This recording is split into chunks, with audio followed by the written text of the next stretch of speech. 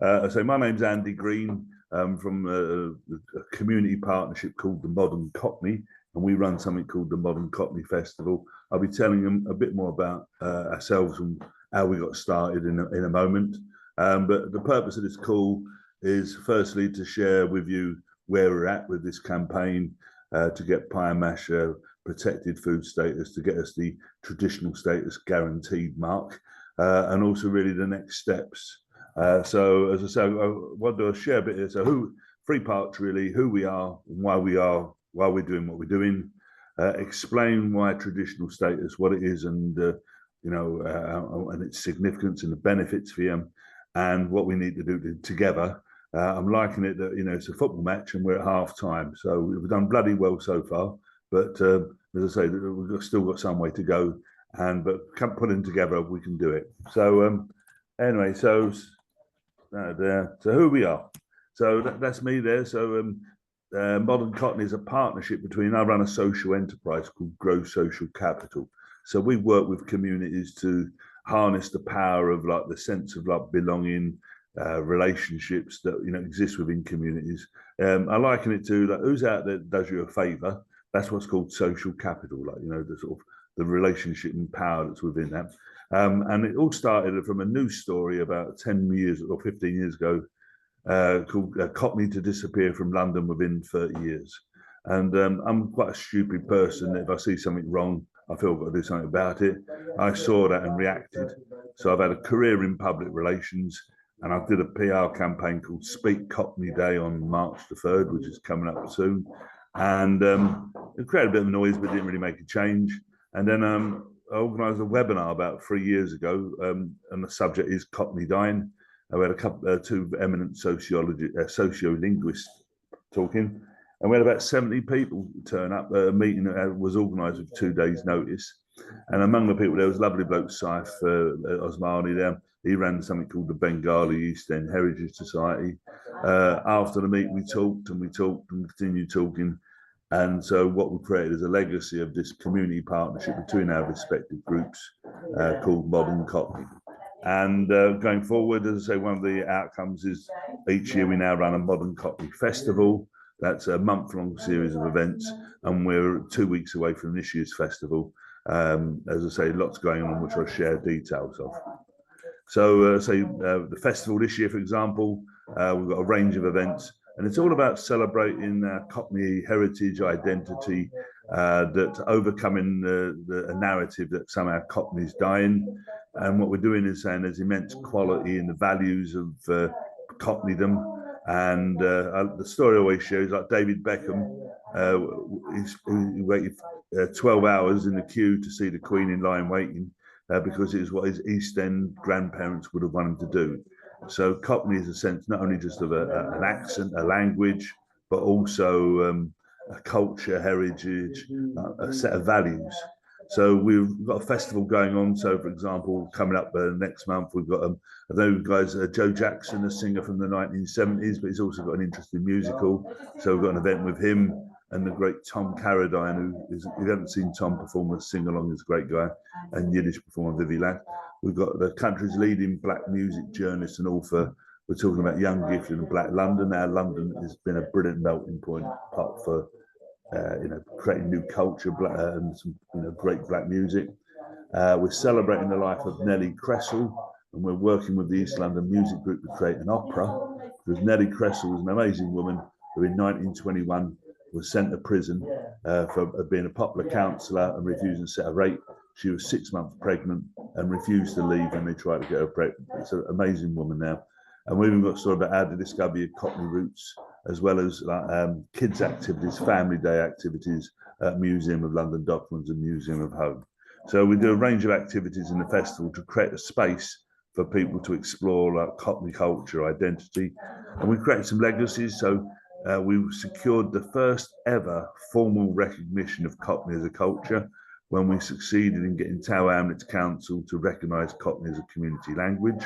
We then worked with the University of Warwick to produce a report to enable any public body to introduce, Cockney as part of how they deliver their policies and services. I mentioned there we're working to create an opera to celebrate the life of Nellie Cresswell. We've created a fabulous mini museum there, this deck of cards telling the story of Cockney and 50 objects, each card with an object. We had fabulous media coverage, global, all around the world. You guys would have seen the coverage, we've got from our campaigns. And one of the key things, obviously, is launching National Pie Mash Week. And then also, as I say, looking to get this protected status campaign going. And if you haven't seen the film yet, I mean, we had the first ever generic film made of promoting pie mash. So that was last year, and I've got news in a minute and details of plans for this year to share with you. So that's us in terms of what we're doing. And really, we've been flying on vapors because we have no resource. It's all been done by voluntary resource, no grants, no big budgets or anything. Massive group of people have come to help. There's a Professor Rebecca Earle, one of the country's leading experts on food culture. She's been very supportive, and she's going to contribute to a report we're going to produce. We've got Ben in the room from Lodestone Communications, who's been absolutely magnificent. He's an Essex boy, likes his pie mash, and his PR and lobbying firm have provided their services for free. And that's an immense amount of effort and resource that we've been blessed with. So Ben, I salute you and very grateful to you. I connected with an old schoolmate of mine who runs a leading design agency. So I don't know if you agree, but the design work for our pie mash campaign and stuff has been top notch, and that's been the work of Gary Down. Terry Carney, who runs a web company for small businesses, has produced something called produced our website for free, National Pie Mash Week. And a PR agency again produced the first ever film for free. Again, we'd have been talking several £1,000s for that. Arthur Smith, the comedian and broadcaster, provided the voiceover for the film for free. Danny Dyer allowed us to use his image in the publicity without cost. Petition site supporting us. There's a good-looking fellow there, Nigel Dobson, who's been tirelessly working this last week, and even lovely lady Deborah Kelter, who's done some copywriting. So amalgam of people all come together, no budget, no charging, to get us where we're at today. So what is protected status? And let me quickly go on to that now. So it's a government scheme, run by the British government since Brexit, where UK has 94 products listed, Italy 882, France 758. So you can see there's a massive sort of deficit in terms of celebrating and protecting our regional foods. And there's three types of accreditation. One is by geography of production. So you can't officially make a Cornish pasty unless you're in Cornwall, or it might be the source where the source of the materials are from. And the third one is not geography, but the method of production, how it's produced. And I think the stress here that, a lot of media said, oh, it's about a recipe. It's not. It's about a broad method of production. I'll elaborate a bit more. So the benefits are that if we get this accreditation, it changes our story. It's a story that, not of a pie mash dying, but an artisan food that's had over a century of culture and history, and it's in a part of a proud tradition. It stops us being disrespected. I showed this to Nigel once, and he shared my resentment. If you were to visit London Tourist Board, on your website, you'd think you'd have at least something about, no trip to London's complete without a trip to a pie and mash shop. Well, on their website, they've got about food. They've even got a section on pies. But look at the image there. So they've got about 10 places listed. 2 of them are shops, but it's only a sort of passing reference. So if we get this accreditation, we can start sort of talking to these people and say, look, give us the respect and recognition it deserves, and more power in promoting what we're about with people like that. It's even worse with the Mayor of London's office. We're not a political campaign. They produced a cultural strategy report for London, 180 pages, 35,000 words. Doesn't mention the word Cockney once, nor does it mention pie and mash, London's indigenous food. And again, so these bodies have been sort of ignoring us because we've not got the badge of status. If we get this recognition, it gives us something, a foundation stone, a platform to challenge these people. Also getting listed, it puts us on the list. So it'll be like 98 products that are listed in the UK and also at the international map. So it gets us, really recognised going forward. And there's a good positive story about Pie-Mash. I mean, it's a hard struggle, but for example, and that's a graph there showing online searches. You see there, searches for Pie-Mash has rocketed over the last 10, 20 years going forward. So, and right to wrong, but, the fact is, the Cumberland people have got Cumberland sausage, Cornish, and, Cockneys don't have their Pie-Mash protected. So you've got a host of reasons there, and I'm convinced that once we get this status, things like when you go to a tube station and you've got a map of an area, well, you'll have like the local things of interest. And if your shop's got this status, it gives us a right to be on, get on that map and get recognised that way, get extra trade that way. So it's granted by DEFRA guidance that we've got to show that there's a community exists. There's various other things that it's got to exist for at least a name's got to exist for over 30 years. And we've got to demonstrate that there's been consultation, and we've got to submit an agreed method of production.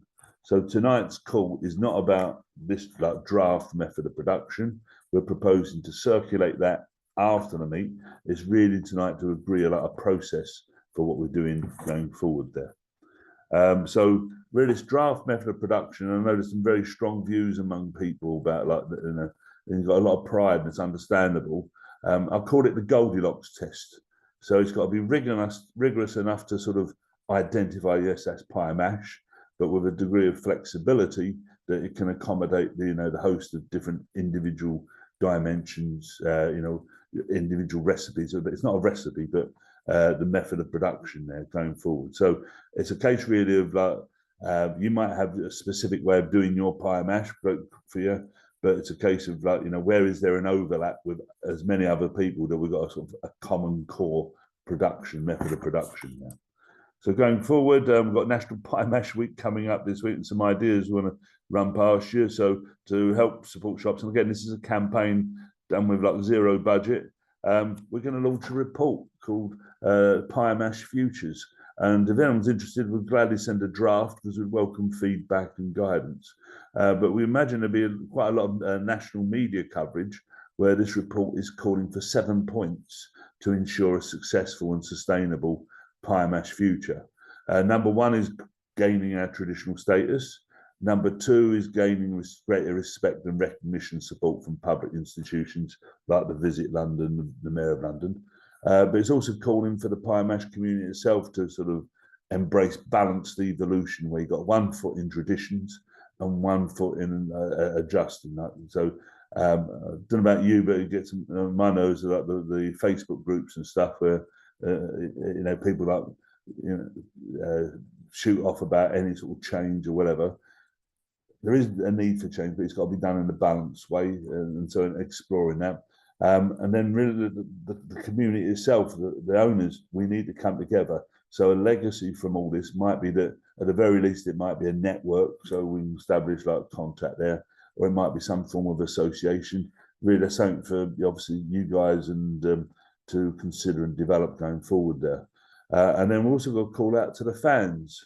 So there's a tremendous passion among some people, but all the shops I've spoken to, they're all suffering from less traffic on the high street. So you're getting fewer people they're popping in. And so we need to be sending out a message saying, if you love your Pie-Mash, commit to have it, say, at least once a week, month, quarter, or whatever, but don't just talk about it, support the local shops going forward. And really, the other thing we realised, if Pie-Mash has been ignored, what other foods have been ignored? So we're calling for a revitalised strategy for regional foods.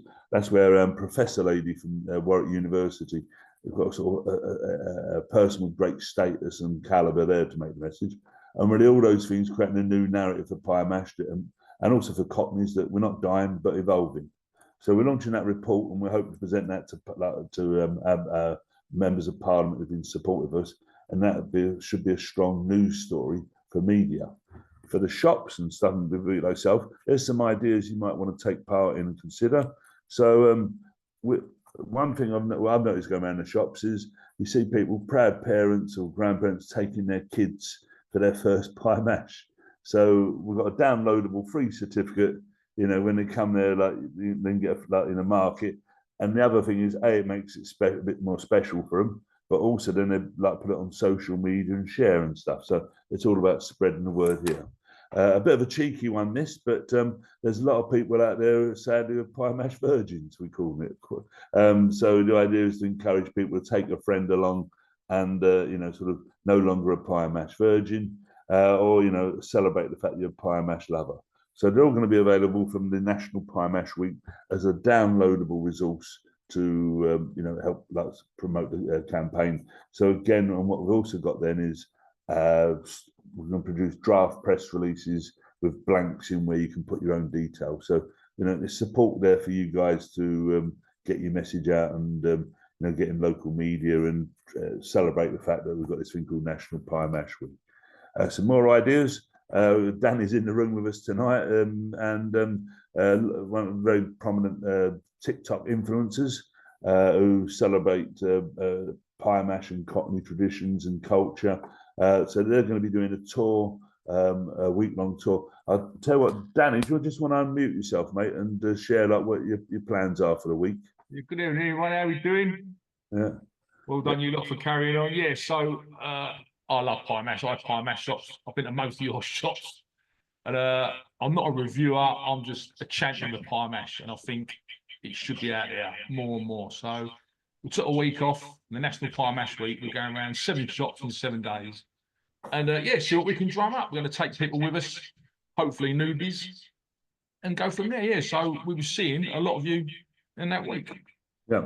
So the idea being cool, like, you know, about newbies, pie, and also encourage regulars as well to be like pie mash pilgrims, you know, so that, you know, put it on the tourist map, you know. And I've got more involved. I mean, I've always loved me pie mash, but I've now become a pie mash tourist, and it's wonderful. Yeah. So the more we can encourage there, yeah. I mean, so really appreciate you taking part, you and your lovely missus, and I think that'd be some good promotion to all your followers. Gets it out on social and creates conversations and talking. We've got some more fun theory coming up. So March the 14th is a very famous Cockney's birthday. So I want to float an idea with you guys, and but as a downloadable sort of poster, happy birthday, Sir Michael Caine.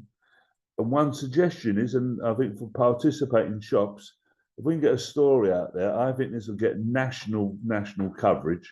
Where the idea maybe if you offer a free cup of tea to anyone who can do a Michael Caine impression, or like name their 2 favourite films, or a fact that not many people know about Cockneys.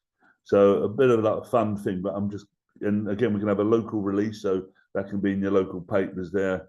But I think this is going to get TV, radio, the works, and a lot of social, and a lot of people talking and creating a bit of a buzz there. So he's a worthy man. I mean, you know, and you know, a lot of love and affection for him, and I think actually a legacy from our work might be that, you know, every year we celebrate Sir Michael's birthday in a way going forward. So I'll get your views at the end of the session here when I finish up. Shall right now.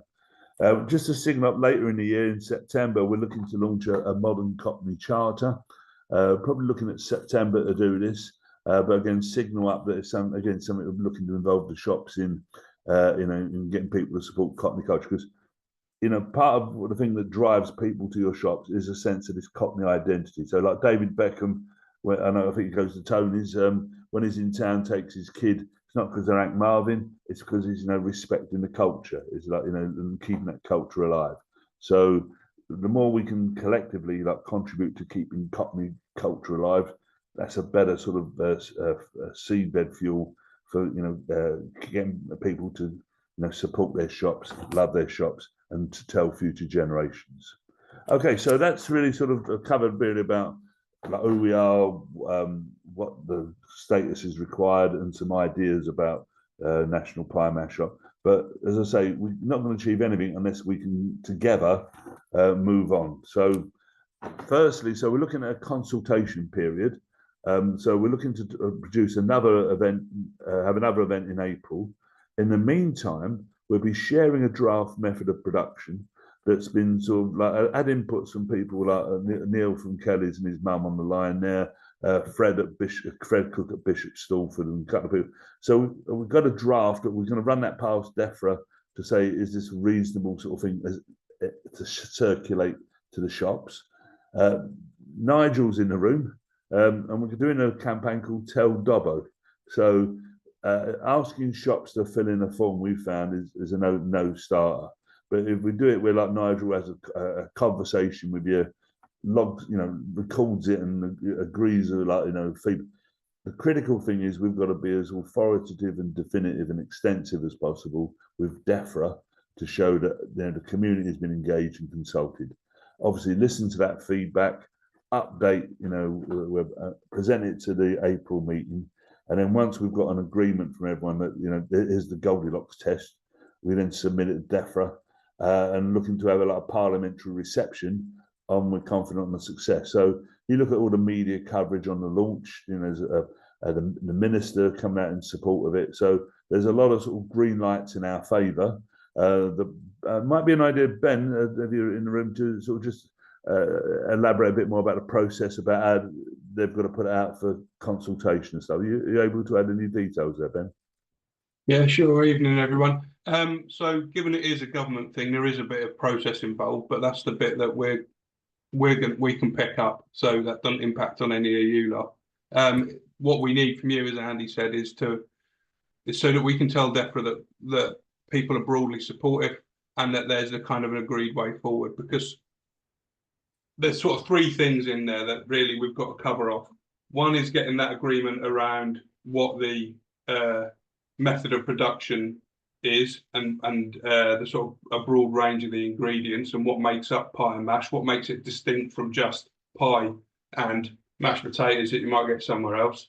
So we've got to kind of get an agreement there. The second thing is the sort of history, the community, the character, the kind of what makes it something that there's, that tradition that Andy's talked about, and we've got that sort of piece covered. The third bit is showing that there's a kind of broad range of support, because what they will do, as Andy said, is once we've put in a formal application, they will then effectively put that out for consultation. And that means that anyone who wants to object can raise an objection at that point if they felt so inclined to. So what we're trying to do is get that agreement up front, so it's a smoother sail for the process to get it through and get to the point where they kind of put the rubber stamp on it. Because if we don't get any objections and there's that kind of just smoother process, it's a lot quicker, it's a lot easier, it's a lot less work.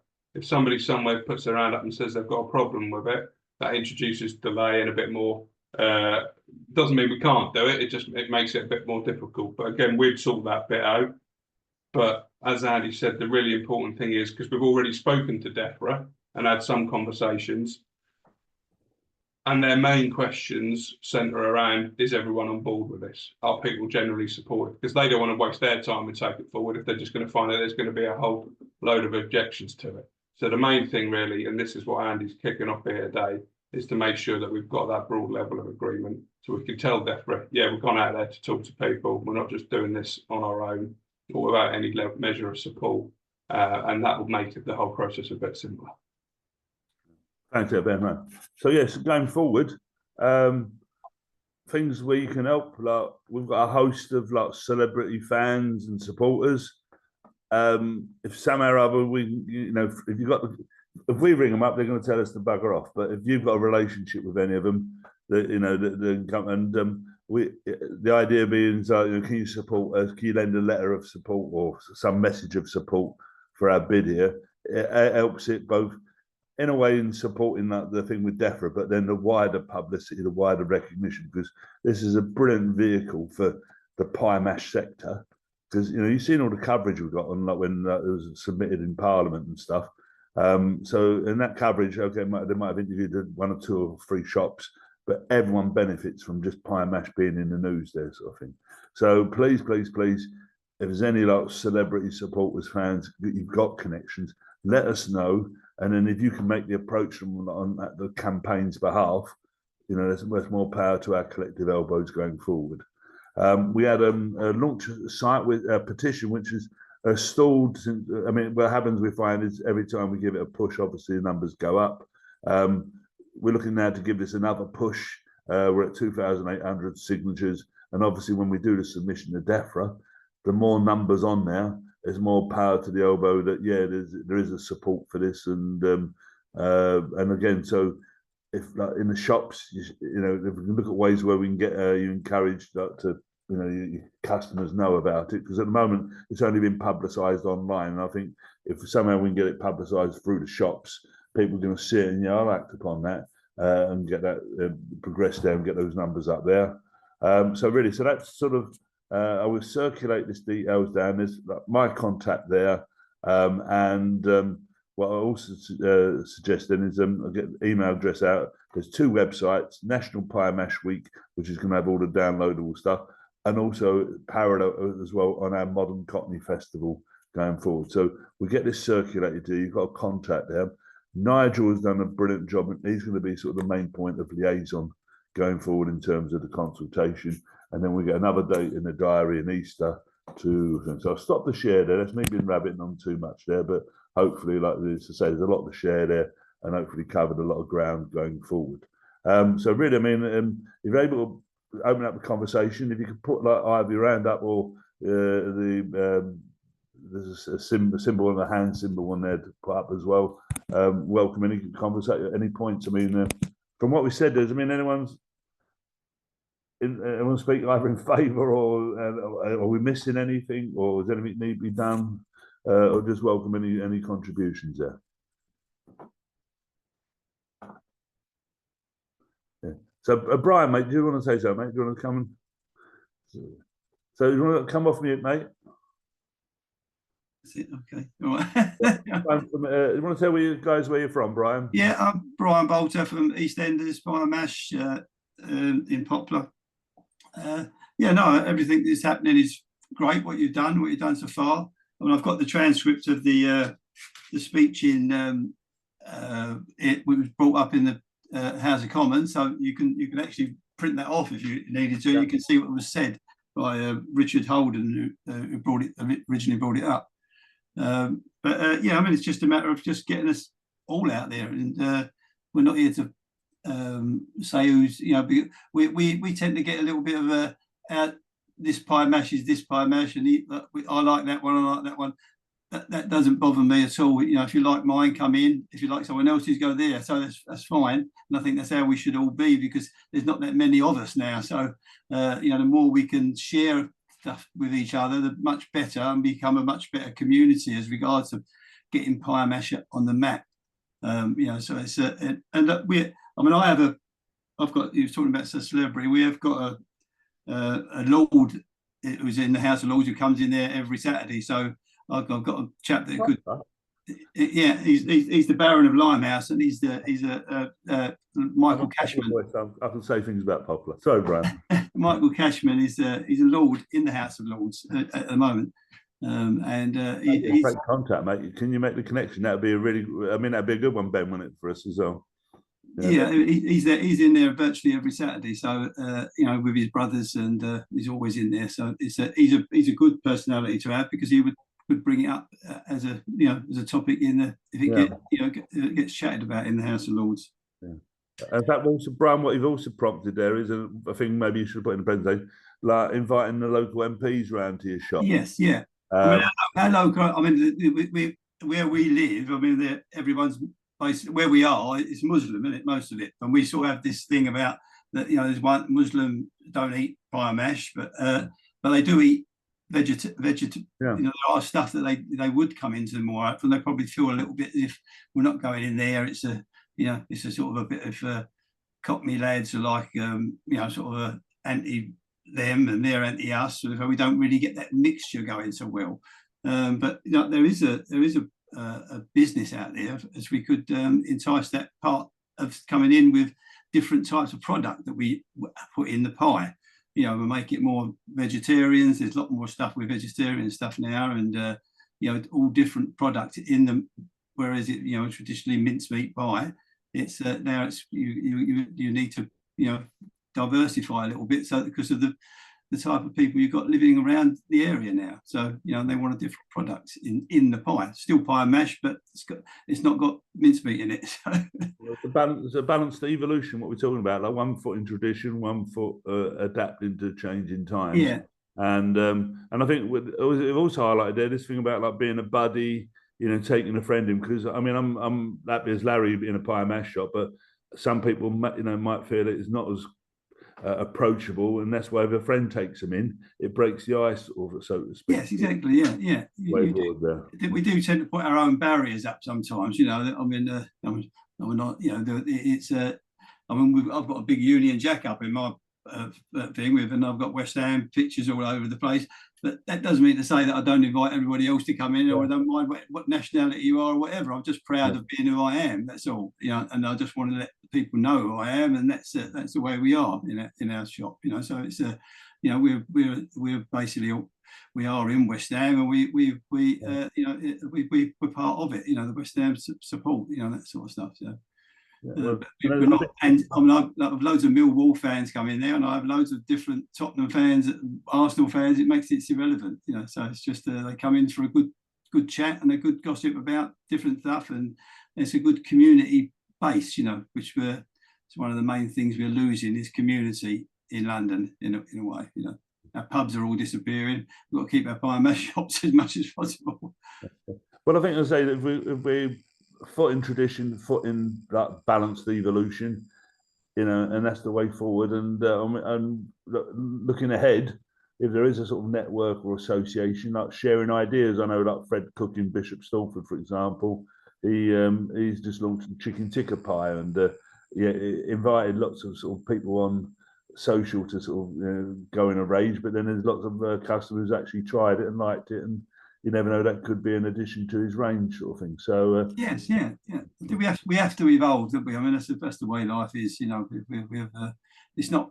I mean, we don't just years ago when I first had pie and mash. Yes, all you could get in there was pie and mash and a glass of orange.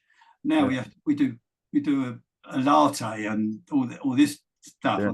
But you know, now we have to adapt because people expect more. They expect something different now, and they expect something nicer for their money. And so it's not just sawdust on the floor now. You're becoming more of a restaurant. You know, something that people want to eat in there. It's a good wholesome meal for the money, and not just Cockneys. You know, people, Eastern Europeans, everyone around the world. When they come to London, they want to try and to eat that type of food. Brian, thanks a lot for that, mate. Any other room about what's happening, and is it a good thing, and is there anything else we should be doing, or any message activity? I mean, some of the ideas were presented. I mean, like the Michael Caine one. I mean, as I say, I'm convinced we're going to get a lot of media from that, but obviously it needs the shops to actually sort of take part in, say, like, you know, the idea maybe about a free cup of tea. Again, it's costing you a tea bag, but you know, as I say, I think there'll be a lot of publicity from it, sort of thing. And Neil, I mean, I'd like to know, we sort of picked on you, mate. Any thoughts about some of the ideas we've shared there, mate? Hiya, I'm Neil from Kelly's. Yeah, no, the Michael Caine one sounds quite fun. Yeah, I can see the staff quite enjoying that one as well on the counter. Yeah, I like the idea of the impression. Just going back a little bit to the, I know we weren't saying it, but the other pies and stuff. I think, I mean, I'm not. I know you're talking about progressing the food, but I'm just a little bit worried that we need to focus on, for the DEFRA side of things, focus on exactly what pie mash is and what makes it unique. So that was just feedback on what we were talking about before. But no, in terms of the week and everything, it all sounds good. Thanks, Frankie. If I could just put that, the idea of that report is that people are going to say, what happened to that thing about getting the traditional status? And it's taking time. So we need to show like the pot's still boiling, and you know, but and there's a confident story. So that's what sort of the rationale behind that. But yeah, I mean, absolutely right. The fundamental foundation cornerstone of all what we're doing is getting the traditional status guaranteed award. I did have one question. Most of the other foods that have this award, they're not really a meal, they're kind of more of an item. Is that something which is a bit of a barrier? Well, you've got like national fish. I mean, we've got trade associations deal with food. Ben, I mean, you've had the conversation with Go. I mean, what's the feedback there, mate? It won't be a barrier, because you're right, Neil, that most of them are sort of like an individual thing, like a pie or a pasty or whatever it is. Like the Melton Mowbray pork pie, that's there, you know, Cornish pasty. But there is a specific category that allows for what they call prepared meals to also be designated under the same process. So it's just about finding your sort of lane, you know, finding the thing that you slot into.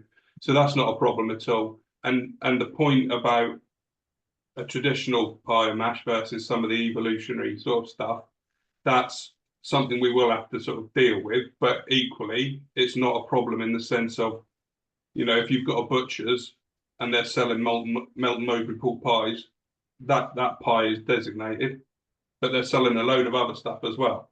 So it's just more about protecting that bit that represents the tradition, but you can have other stuff around it as well. So it's just about kind of, again, to Andy's point, getting that balance right. Sorry, just to carry on to that, I think a lot of the press that I've spoken to, the main question that they have is why do you want to protect it? What's the reason behind it? And I had a French crew in yesterday, and they're really pressing it quite hard for us to sort of justify it, which is maybe a little bit different from the technical side. So I was just wondering if maybe we had a bit of a united voice on that. That might be good. Yeah. Sorry, Andy, I might just quickly on that. When Andy's talking about drafting, what we're circulating the sort of draft, and what you'll see in that is that yes, there is a bit about the technical side, as you put it, the production, the ingredients, or whatever, but there is also a strong piece of it which is about why this matters, the history, the heritage, the tradition, what it represents. So it is, yes, there is that technical piece, but there is that wider bit as well, which I think goes some way to answering that point, Neil, because you're absolutely right. That's a fundamental point. You know, the kind of specifications one thing, but the why you're doing it is very important. And Andy started to articulate some of that earlier, but that is there's some of that in the application as well. Yeah, so in the application, it's got a number of questions about, one is method of production, but the other was about culture. So this is where we got the professor from Warwick University.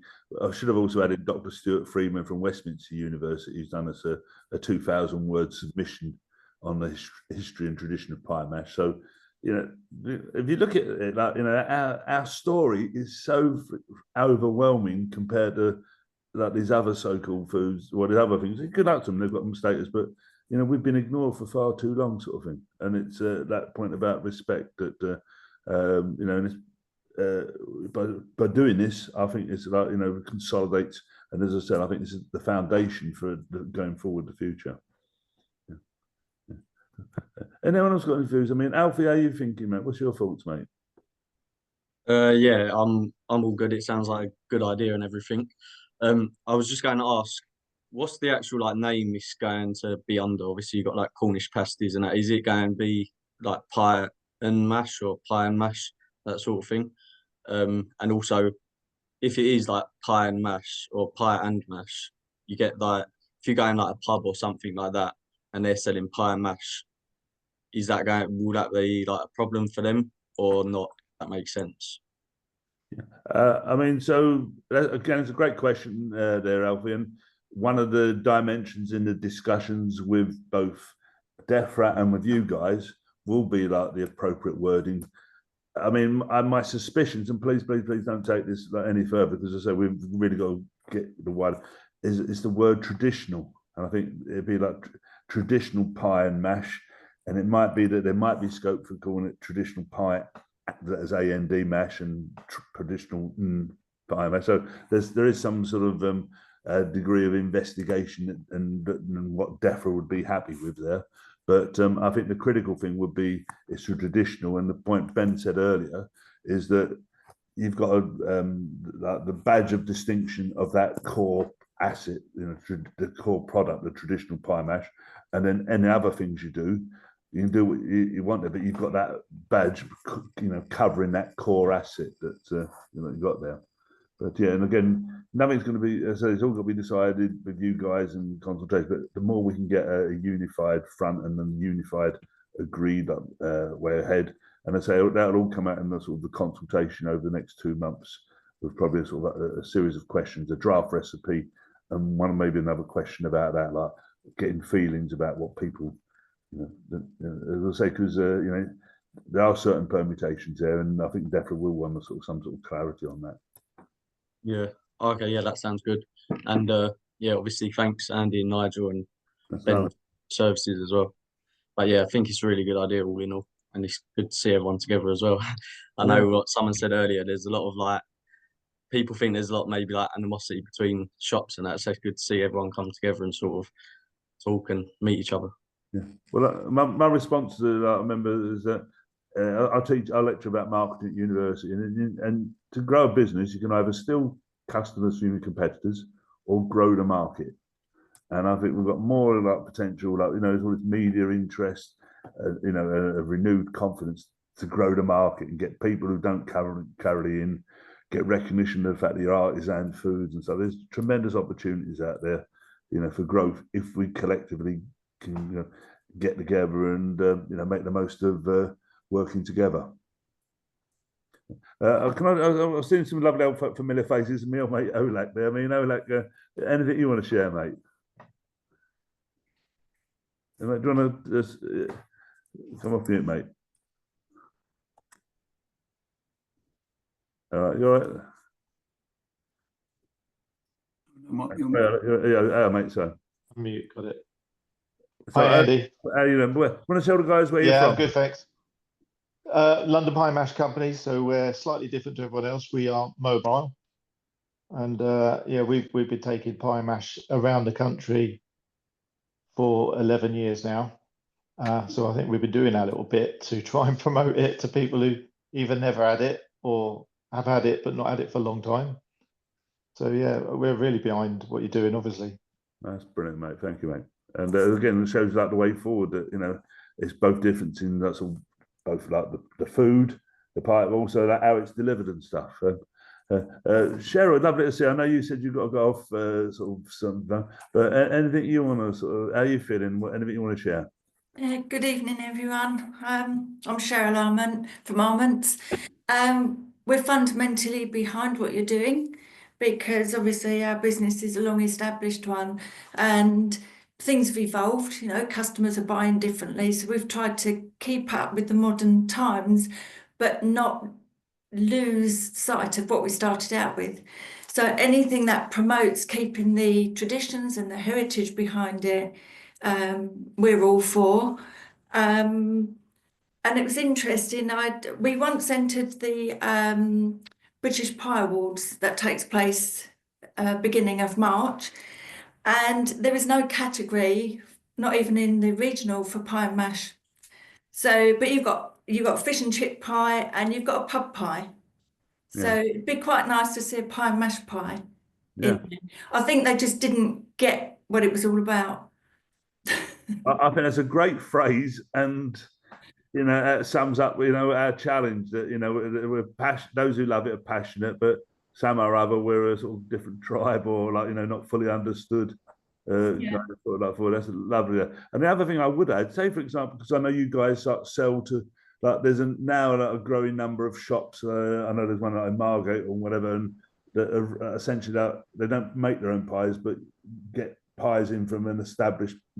For those people selling pies out of shop, if you've got that traditional badge on, that's really, really powerful kudos thing going forward there. Yeah, and it's the real stuff, which helps all of us doing that to keep it going with its traditions. Thanks, Cheryl. I've got to apologise. I think we've not covered one very important point. Ben, you might want to further add to this. So the process consists of once we've got recognition, then trading standards officers like the council have the responsibility, and correct me wrong if I'm right, Ben, of like administering the fact that, you know, you say you got this status, you got the badge, that you're complying with the method of production. There is a cost for that. We've been advised by DEFRA it's going to be about £400. We're not sure whether that's an annual thing or a biannual thing or whatever. That compares extraordinarily low compared to things like, you go like Red Tractor, these other food accreditation schemes where they look for about 0.5% of your annual turnover and stuff. But you know, if you go again, it's not mandatory for every shop. It's not mandatory for every shop if they want to get the status. But you know, if you want the badge, there will be that sort of cost to it in terms of the administration of the, you know, from the council and stuff. We're talking to like councils with the MPs and stuff to obviously try and ensure that it's kept as low and as reasonable and as sensible as possible there. Anything to add there, Ben, on that? Or? No, I think that's right. I mean, the only thing is I wouldn't be surprised at all if that number is lower than that, to be honest, because I think that, to be honest, I think DEFRA, the government department deals with this, get quite a lot of these applications from people who are doing it basically, it's just a PR stunt, who don't really have any intention of following it through or doing it properly or consulting like we're trying to do here. And so I think they chuck quite a lot of tough stuff at you to start with to try and weed out the people who are just sort of taking the mick a bit. So I think they're just chucking a lot of stuff at us at the moment, Andy, to make sure that we're doing it properly and we're going to do it, respect the process and do it in a decent way. So I wouldn't be surprised if that's at the higher end of what is possible, of what's probable. Right, so going around the room, Tony, I mean, do you want to, anything you want to chip in, mate, before we go separate ways? Yeah, that's it. I think have I took it off mute? Yeah, you're loud and clear, mate. Yeah, hello everyone. Yeah, just a couple of points that Cheryl made and Alfie made about the pies.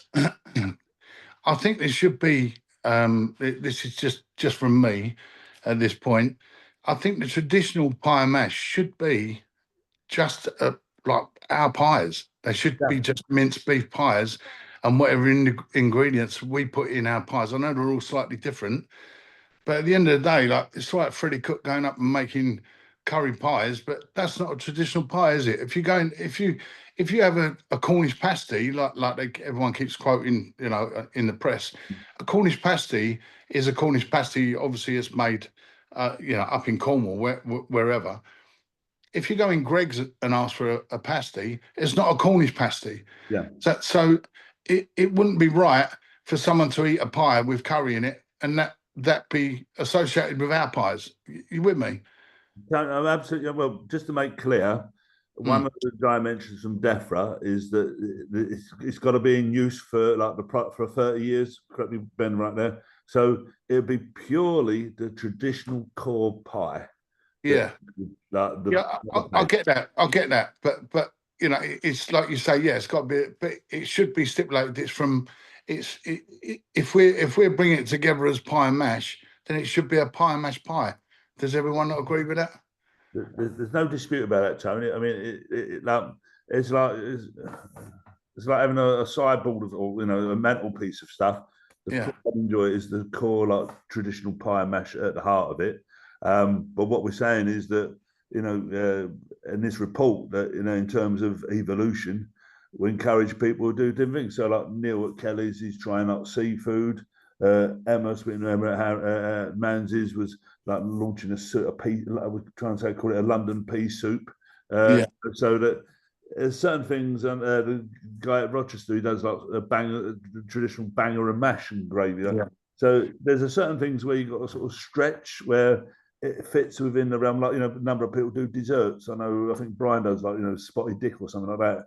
So there's a sort of there's a stretch zone which is yet to be properly defined, but it's, you know, it's traditional British, you know, artisan food that, you know, sort of food that you did, like your mum might have cooked, but you know, in addition to like the core pie and mash thing. So it's vague there, but there's a certain area of stretch, but the fundamental cornerstone is clearly defined, is the traditional pie and mash is like the touchstone for all like you do there. Is that really a bit, Tony? I sort of get it, but I still don't get the fact that someone can go in a cafe and eat a steak and kidney pie with a bit of liquor thrown on it that someone's, or a bit of fish sauce that someone's made up, and they can say that's pie mash and liquor. Whereas if it's a minced beef pie, then they can say, well, yeah, you know, we've had a go. It's what it is. But if you know, you don't want to take. I don't think we want to take away the fact that we're trying to support pie mash shops, and you know, I don't want to start a big argument here, but you know, we can all stick together. But you can't bring in, like, let's say for instance, Alfie decides to make a halal pie. That's not a traditional pie. If I decide to make a pie with a bit of curry in it, it's not a traditional pie mash. You with me? No, absolutely right. But the badge will be I mean, essentially, you've got a heritage product, which is traditional pie mash. Yeah. At the moment, though, you've got a lot of wild west of anyone can do whatever they want because there's no standard. There's no. I get that. Yeah, I get that. So if we can sort of codify the thing that's at our heart, combines everyone in this room. Yeah. Then there's other bits, you know, people like, you know, different ways, you know, Emma does her soups, Neil does his seafood or whatever. And as I say, there's going to be some variation and you know, but as I say, at the heart, at the moment though, there's no definition, there's no defining, there's no rock solid things saying that is pie mash, you know. There's all rubbish stuff out there, and there's no accountability. Ben, yeah, I think it's really important to say that the thing that will get the traditional status guarantee, that will get the rubber stamp, will only be what you're talking about, Tony, as the traditional pie. Yeah. Okay. And if a shop wants to sell that, that's what we're trying to protect, to say this is what is the traditional pie and mash. Yeah. Now, if they then also sell other things, we can't, you know, no one can stop them doing that, or would necessarily want to stop them doing that. But the only thing that would be protected, the only thing that would get that status is the traditional. Yeah, that's it. Yeah. Okay. Yeah, I'm clear on that then. Well, as I say, I think it's a Goldilocks thing. Like, you know, he's going to define it's getting that balance. I'm conscious of time, guys. I mean, in the last few minutes, anyone want to? Brian again, sorry, mate. Yeah. Just to say, I mean, is it the shop that's going to get the status, or is it the product? Good point.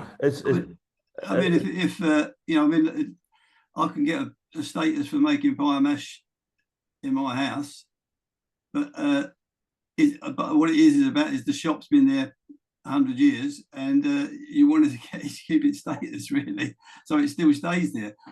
So what is it, the product or the shop? The pie mash shop is the one that's going to get the heritage, or the product that the pie mash shop produces? Yeah, I think I'll come down in a moment, but my initial point there would be it's the food, the method of production of the food, and I think what you've signalled up there is a next stage might be some sort of heritage award for, you know, shops that have been around. I mean, I went to Manz's at Deptford. I thought it was a tragedy that shop shut, and in my view, that if it had been going a year earlier, I think somehow or other we might have been able to keep that shop going. You know, but you know, it's the food primarily, but what you've signalled up there is we've got a fantastic heritage, and there could be further dimensions of things like a civic award or a heritage site and stuff for your shop. Ben, anything to add there, mate? No, you're right. It is the product, but Brian, to your point, you're the one making it. You're the one who'll earn that status by doing it the traditional way. Yeah. So, yes, it is the product or the meal, to the point that was raised earlier. That gets that's the actual sort of thing that gets the protected status. But it's you guys as the producers of it that will be the sort of custodian of it, if that makes sense. Yeah. The shops are disappearing in London. I mean, it's just so expensive to be in London now. So they're disappearing. There was heritage status. Did that make it, you know, that give them a chance to stay? You know, I mean, do they get a reduction in rates, reduction in rent, you know, because you've got a heritage status? Does anything come from that, having a heritage status on a shop that produces a heritage meal? But at the moment, see, like the Mayor of London's report don't even mention pie mash, it don't exist. So No. we've got to get on the map, and so getting this badge is like the foundation stone for that profile, respect, and recognition. But as I say, it's a profound step, and I'm hopeful that it won't be the only step. That it'll be like a platform for even more things we together. Nicole and Vicky, I know we haven't you guys. I mean, anything you want to chip in before we go our separate ways? Hey, Nicole, where are you from, Nicole? Sorry, you Must be on mute. Can't hear. Sorry, Nicole, the sound's not working. I don't know what's happened there. Apologies there. If you want to put anything in the chat, Nicole, please do. And also if you want to anything you want to raise as well, we're all ears and stuff going forward there. Okay, so just going around the room, anything? I mean, how people feeling? Is it like? I mean, I think it's been Terry, mate. I'm sorry, I've overlooked you there, mate. So, how are you feeling, Terry? You want to? Sorry, mate. You're on mute, mate. Sorry. So, hello, Terry, mate. Hello there. You all right? Yeah, where are you from, Terry? Can you hear me now? Yeah, we can hear you loud and clear, mate. Yeah, I've just been listening to everything that you guys have been saying. It's all interesting stuff. I've got Stacey's Pie Shop at the moment. I've been there since the early 80s. My family have been in pie and mash since the early 60s. My niece has got the Heath Pie Shop in Dagenham, and she's been there, well, since she was a kid, actually. Oh. So it's in our family. I've had about 7 shops over the years, but I'm getting to the age now where I'm sort of looking at retirement more than anything else. So, but we still keep the shop going. We're still quite popular. People come in. I'm surprised at the amount of people that take the food away and take it to places that you wouldn't believe. I've just last year had a party in Spain.